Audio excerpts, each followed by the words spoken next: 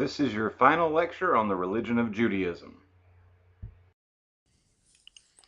After the two tribes that compose the region of Judah in the south, that being the tribe of Judah and the tribe of Benjamin, after they're taken away into exile by the Babylonian Empire, of course the temple was destroyed also in 587. After about 70 years, we find that another kingdom conquers the Babylonian Empire. This is the Persian kingdom. So if you're keeping a good list here of the empires that conquered the people of Israel, we began with the Assyrian Empire conquering the northern kingdom of Israel. And remember from the previous lecture that those 10 tribes appear to be lost historically forever. Eventually the Assyrians are defeated by the Babylonian Empire. And the Babylonian Empire is the one that defeats Judah, destroys Jerusalem, also bringing the temple to the ground. Well, again, the Persian Empire is the next empire that takes over, and they have a different foreign policy. They have an emperor named Cyrus, and Cyrus authors a decree that allows the Jewish people to return home from exile and allows them to live within their culture and their religion as they wish, with the understanding that they will be taxed heavily. So they will be allowed to live with relative freedom, again with the understanding of heavy taxation to be paid to the Persian Empire. When they do return to Jerusalem after being in exile, we find them beginning to rebuild the city, and one of the most important things that is done is the rebuilding of the temple. The name is not on the slide here, but the political leader that helps the people in the rebuilding of the temple and the reorganization of Jerusalem is named Nehemiah. And so Nehemiah oversees the construction of a new temple that is nowhere near as large or elaborate as Solomon's temple, but nonetheless it is still a place for worshiping Yahweh. Now the most important religious leader is a fellow named Ezra, and his name is here on this slide. And Ezra is oftentimes referred to as the father of modern-day Judaism. Now we've looked at this religion of Judaism, but really that's the ancient historical Hebrew religion, the ancient Israelite religion. As far as what Judaism looks like today, modern-day Judaism, this priest, this scribe named Ezra is oftentimes credited with the organization of all of the laws of Judaism. It is said that Ezra, after the temple is completed, stands in an elevated place and he reads the books of the law, books attributed to the old prophet and leader named Moses. And if you look at all of the laws listed there are 613 laws, and Ezra insists to the people that if they are going to live with Yahweh, now that they have returned to their city of Jerusalem, that they must be obedient to these 613 laws, because these are the words that Yahweh gave them through the prophet Moses. Eventually, the Persian Empire will be conquered by yet another empire. Alexander the Great and the Greek Empire will take control, and for some period of time after Alexander's death, we see that the Greek Empire is divided into 4 different regions, and the leader that has control of the area of Israel allows the people to once again live in relative peace as long as they pay heavy taxation. But eventually the part of the Greek Empire that is to the north of Israel moves down to the south and takes over the area of Jerusalem. This is called the Seleucid dynasty, and their primary military leader who invades Jerusalem and takes it over is named Antiochus Epiphanes. He's actually Antiochus IV, but he gives himself the nickname Antiochus Epiphanes, which means Antiochus, the appearance of a god. So he considered himself to be a deity in human form. And Antiochus Epiphanes, rather than allowing the Jewish people to live as they wanted in Jerusalem with heavy taxation to be paid to his dynasty, Antiochus instead decides that he is going to Hellenize these Hebrew people. And that term Hellenize means to try to make another group of people become Greek. And this is something that Alexander the Great certainly tried to do throughout the Greek Empire. He set up 70 different cities, all called Alexandria, almost like a McDonald's franchise that you see everywhere. His attempt in establishing all of these cities called Alexandria was to try to get people all over his vast empire to be Greek and to adopt Greek culture. And this is certainly what Antiochus is doing in Jerusalem. And some of the younger Jewish men very much want to be a part of this Greek culture because it's obvious that it's the powerful culture and the more accepted culture. But the older generation of Jewish people are very conservative, and this is the beginning of a Jewish tradition that many of you may have heard of before called the Hasidic tradition. And so we have this Hasidic tradition trying to keep the Hebrew culture alive and the Hellenization trying to turn these Jewish people into Greek people. Well, eventually what happens is that Antiochus makes a bold move. He goes into the temple, and there on the altar he sacrifices what was considered the filthiest of all animals, the most unclean of all animals, a pig. And from the Jewish perspective, this means that what Antiochus has done is he has just evicted Yahweh from the temple, that Yahweh will now have left the Jewish people because they've had this unclean animal not only taken into the temple but sacrificed there. And so now the temple is, even though it's still standing, it is considered a defiled and dirty and impure place, and Yahweh is no longer with the Jewish people there. So this is a very depressing time, a time of much despair for the Jewish people living in Jerusalem. Now eventually Antiochus Epiphanes' power is going to begin to lessen because there's yet another empire moving to the east and beginning to take over portions of the Greek Empire, and this is the Roman Empire. Nonetheless, we do have Antiochus giving the order to go around to the villages around Jerusalem and begin to move outward to try to continue this process of Hellenization, of doing away with Jewish culture, Jewish religion. And it's as one of Antiochus' soldiers is attempting to defile yet another place of worship, we see an old priest stand up and rebel against this soldier, and this old priest is named Matthias, and his family will be known as the Maccabean family. Maccabean is not an official family name, but it is a nickname, which means the hammer. And this name was most often tied to one of the old priest Matthias' sons named Judas. So Judas Maccabeus, Judas the hammer, will lead the Jewish people in rebellion against the Greeks, and he will be successful because the Greeks are spread rather thin now trying to fight against the Romans. And this is a time of Jewish history that many people are unaware of, but from around the time 165 all the way to 63 BCE, we have a century of relative freedom for Jewish people in Jerusalem because of all of the conflicts between the Romans and the Greeks. Now, one of the most important things that happens during this time is at 165, the Maccabean family goes into the temple and leads the people through a purification ceremony for the temple so that Yahweh will move back into the temple and be with them there, of course, after having the pig slaughtered on the altar there. Now, this holy time period of 8 days of going through this ritual is called the Festival of Lights, or the Miracle of Lights, oftentimes called a miracle because it was not believed initially that there would be enough olive oil to keep the lamps going to complete the ceremony. But it certainly does turn out to be enough to last the 8 days, and they complete the ceremony.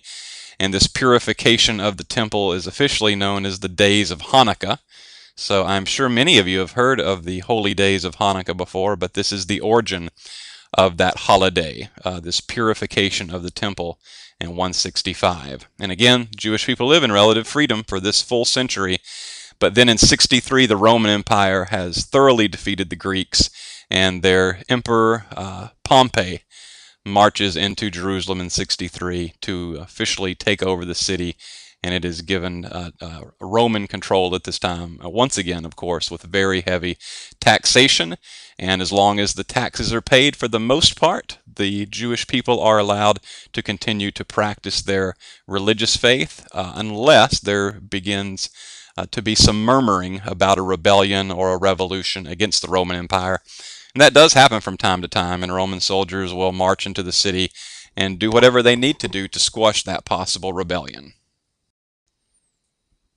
Sometime next week, you'll have one of our first lectures on the Christian religion, but I don't want to go into great detail here because I will be going into detail on that lecture.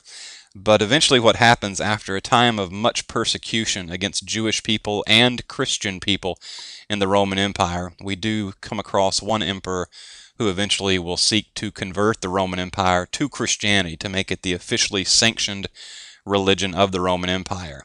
And when this happens, stories begin to develop that the Jewish people carry the guilt for the founder of the Christian faith, Yeshua of Nazareth, that they carry the guilt for his death. And so Jewish people begin to face great persecution and prejudice, even more so than they had faced in the past.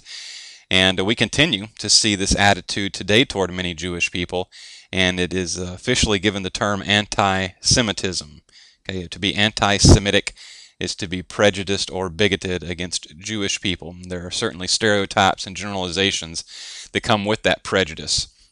And we see certain waves of anti-Semitism rise in Europe and in America, and really everywhere around the world, depending on what time period we're talking about. One of the most well-known times of severe persecution against both Jews and Muslims came when Spanish Christians, Catholic Christians in Spain, brought about what was called the Spanish Inquisition in the 16th century. And this was a time of trying to round up Jewish people, Muslim people, and also those that were seen as outside the orthodox teachings of the church, and to try to convert all of these people to Christianity. And if they would not convert, they were either exiled, sent away, or they were sometimes tortured, oftentimes even tortured to death. And you can see pictured here one of those instruments of torture that seeks to stretch the body out until bones are broken, certainly muscles, ligaments, and tendons torn. The anti-Semitic rumors and prejudices have been a part of Jewish life now for many, many centuries. And on this next slide, we're now going to look at probably the most infamous example of anti-Semitism, and it just so happens that it came in the last century. When the Nazi political party came into power in 1930s Germany under the leadership of Adolf Hitler, we see in his writings such as Mein Kampf and other written works from Hitler that there was much blame put upon Jewish people for the economic decline that took place in Germany. And so therefore anti-Semitism is an enormous part of the Nazi ideology, and certainly this does lead the world into what we now refer to as World War II. During this time, Jewish people were rounded up and were placed in concentration camps, and sometimes they were even, of course, many of you know this from your world history classes, they were marched into gas chambers, and many of them were exterminated, certainly malnourished. And most historians agree that the number of Jewish people that were killed during this time of World War II persecution, somewhere around 6 million Jewish people. You've probably heard of the Oscar award-winning film Schindler's List. It takes a look at this time period. There's a much lesser-known film that's also very moving. It takes a look at an example of this, and that movie is called The Boy in the Striped Pajamas. And then also Adrian Brody, actor, won the Oscar for Best Actor a few years ago for his portrayal of a Jewish person facing persecution during World War II. And that movie is called The Pianist. So I'd highly recommend all of those to give you a better understanding of what went on during this time period. Now, this slaughter, this extermination, this genocide against Jewish people is ironically referred to as the Holocaust. And the reason I use the term ironic there is because Holocaust is a word which means whole burnt offering. And of course, whole burnt offering was part of ancient Hebrew practices and one of their animal sacrifices. Now, after this Holocaust, there begins to arise a strange distinction within Judaism, not so much as a religion, but as a culture. I know this is going to sound like an oxymoron to you. If you don't know what oxymoron means, it's when you place two terms that seem opposite next to one another. And we do have the rise now of a secular Jew. And normally when you hear Jew, you think of a religion, but now Jew is primarily thought of as an ethnicity. So ethnically you can be Jewish but not be religious at all, and that would be a secular Jew. And the reason that we have such a rise of secular Judaism in the past 60 years is because for many Jewish people there could be no justification for the existence of a good and all-powerful God after what happened in the Holocaust. So many Jewish people will abandon religion, will abandon their faith after this time. Of course, there are still many others that remain very faithful to the religious teachings, the teachings of faith of Judaism. The struggle is oftentimes referred to as the theodicy question. Theodicy is a compound word, theos meaning God, and dike meaning righteous or goodness. And so that is the question, is God good?